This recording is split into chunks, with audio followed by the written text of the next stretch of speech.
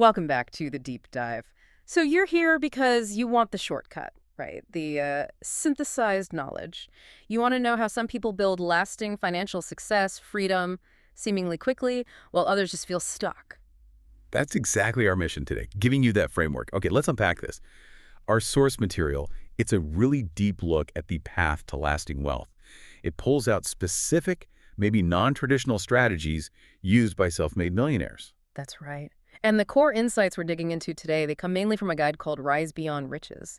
And look, this isn't just, another financial self-help book. Think of it more like a manual. It's designed to decode the crucial financial strategies and that unique psychological infrastructure, the mindset, that really sets apart the financially successful. It really offers a blueprint for anyone ready to move beyond just being, well, above average. And that really gets to the heart of it, the big question this analysis tackles.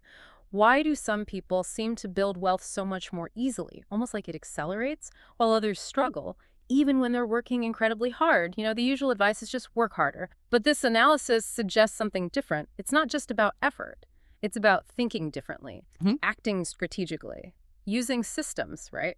Yeah. For nonlinear growth. Yeah, it's fundamentally strategic realignment. Yeah. Hard work is the engine, sure. But strategy, that's the map.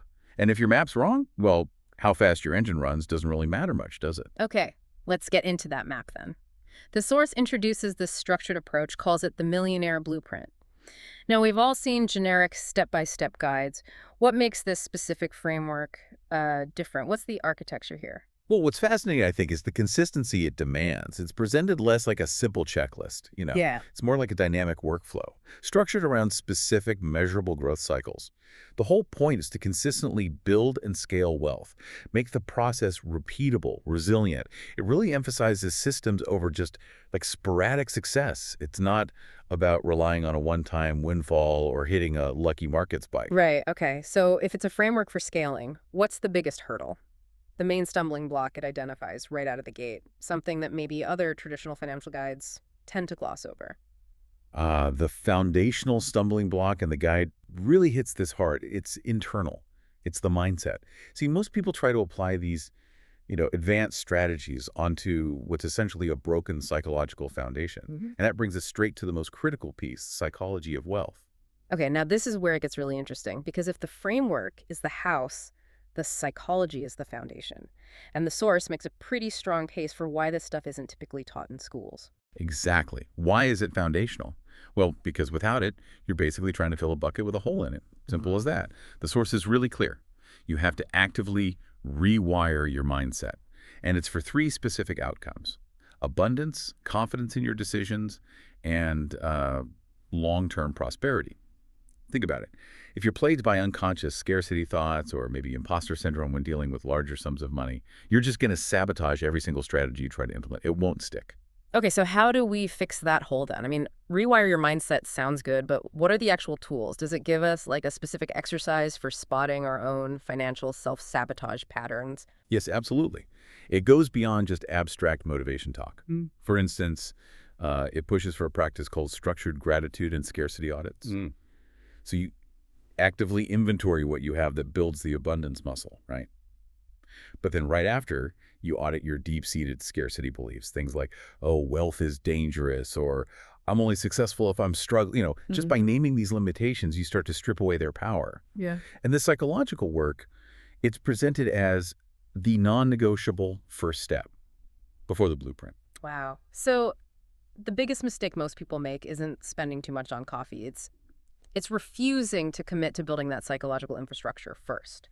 Okay, so once that foundation is solid, or at least getting there, how do we pivot? How do we go from internal thoughts to external action? Right. With a solid mindset, you're actually ready to generate income that doesn't demand your constant presence, your time. And that leads us directly into the source's focus on passive income strategies. Defining this is really key, isn't it? Because passive income has become such a buzzword. Often it just seems to mean work really hard once, then maybe work a bit less hard forever. What's the millionaire definition of passive income according to this guide? The goal, as Rise Beyond Riches defines it, is pretty absolute: how to make money work for you around the clock. The critical difference here is creating income streams that decouple your time from your earnings. That's the key phrase. So if you're a highly paid consultant, great, but your income is linear, right? It scales with your billable hours. Nonlinear income, as the source defines it, is more like using 40 hours to build, say, an API integration or an automated digital course Hmm. that maybe 100 companies pay a recurring fee for. You created it once, but the income scales based on market demand, not your hourly input. See the difference? Yeah, absolutely. And for you listening, the aspiring entrepreneur, the business owner, the side hustler, this part is really your path to scalable growth. It's about taking control, not just being a highly paid employee, essentially. Precisely. And that control, it's achieved by spotting opportunities that need maybe high initial effort, but then near zero ongoing maintenance. Or conversely, making highly specialized investments that generate cash flow without physical labor. The focus shifts entirely, away from effort towards leverage. Okay, so once that scalable income starts coming in, the blueprint immediately shifts gears into protection and aggressive growth. This brings us to the section on smart investing tactics. Now, we know the basics, stocks, real estate, but what specific metric or approach do the millionaires in this source seem to prioritize? Something that maybe contradicts typical advice. Yeah, they prioritize a strategy the source actually calls velocity investing. And this goes beyond just tracking ROI, your return on investment. It focuses intensely on capital turnover speed, how fast you get your money back and working again, especially in less liquid assets like maybe small real estate notes or very specialized funds. Well, traditional advice often preaches, slow, steady diversification over 30 years. Velocity investors are seeking predictable assets that throw off high cash flow and allow them to pull their initial capital out faster than they immediately reinvest it into the next opportunity. It's all about maximizing the speed of compounding. That sounds aggressive. And if we're looking at real estate, stocks, the source also mentions digital assets. What exactly are we talking about there? Is this just standard crypto trading or is it something more nuanced? Well, it's significantly more nuanced than just trading crypto coins. Yeah, the guide actually dedicates a major section to high-yield strategies in things like tokenized fractional ownership and revenue-sharing digital assets. Think about like tokenized real estate portfolios where you own a fraction, or maybe equity in startups represented by NFTs that give you ongoing revenue shares. These strategies often bypass the usual brokerage fees and allow for fractional ownership in things that were previously totally inaccessible. So they offer both that high velocity potential and potential immediate income streams. It's really about using tech to democratize access to high value assets. That distinction focusing on velocity, not just long-term accumulation, that really feels like where the strategic thinking shifts, doesn't it? But okay, even with the right investment strategy, people still hit walls. Huge walls sometimes. Keeps them from scaling up. Which brings us to the final major component, breaking financial limitations.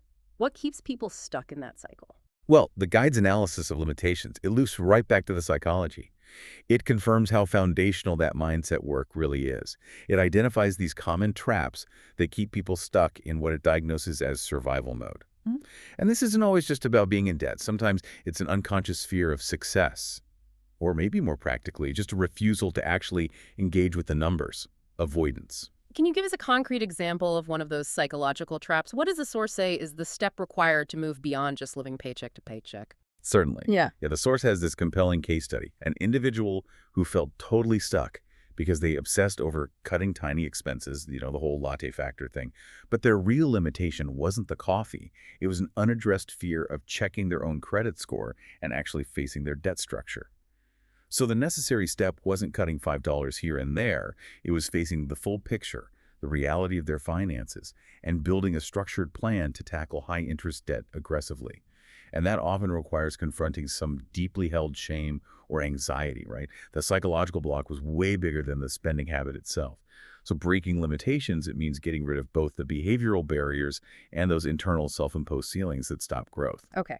So putting it all together, what does this mean for the listener? Synthesizing all 5 of these components, the mindset, the blueprint, passive income, the investing, and breaking limitations. Well, the overall takeaway, I think, is genuinely empowering. The analysis really confirms that wealth isn't just reserved for the lucky few. It specifically belongs to those who learn, apply, and truly commit to this particular set of principles. And this isn't some generic advice. It delivers real, proven systems, things already being used by people who've moved from average income to millionaire status globally. So the invitation is clear. It's time to think bigger and earn smarter. Yeah, the clarity of that distinction is just vital. Achieving a real financial breakthrough, it requires you to actively learn to think, act, and succeed like the wealthy. They see money as a tool, right? For creation, for scaling. Not just as a reward for labor, it's like using a completely different instruction manual. Exactly. And that leads us to a final provocative thought for you, the listener, to consider. Building on that idea that wealth belongs to those who learn, apply, and commit. Just take a moment. Look at those 5 core components we've just discussed.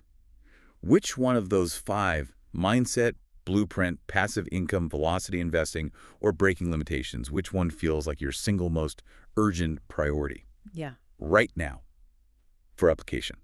Answering that question honestly, that's your next practical step toward achieving the financial freedom you're searching for. That is a fantastic, really actionable challenge. So you now have the fundamental framework used by self-made millionaires, distilled down with specific concrete strategies from the core source material we examined.